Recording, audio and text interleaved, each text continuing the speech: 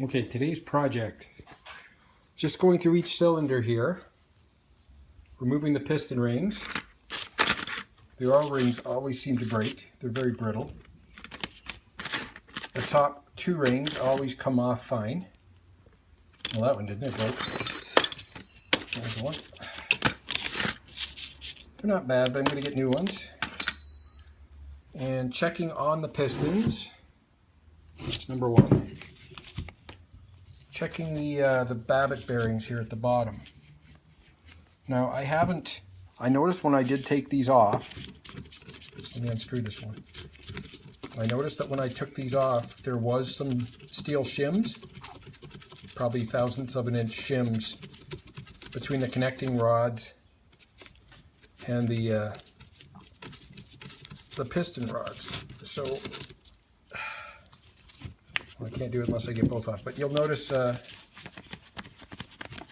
babbitts actually look very good, but there's no way to really tell if they're a good fit on the journals until you actually get some plastic gauge in there or something like that to test what the clearance is.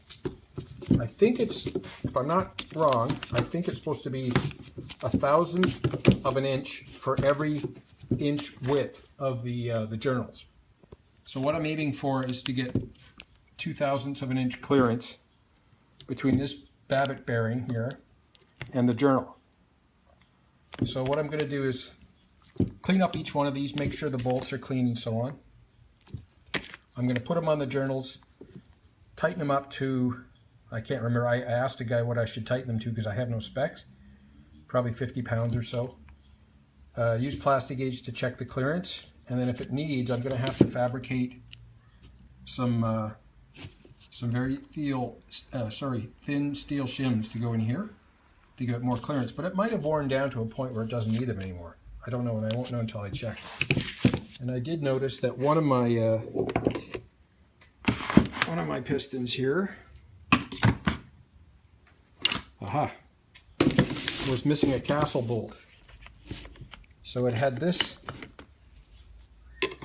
bolt on here, and it just had a regular nut on it, not one that can be locked like the castle bolts.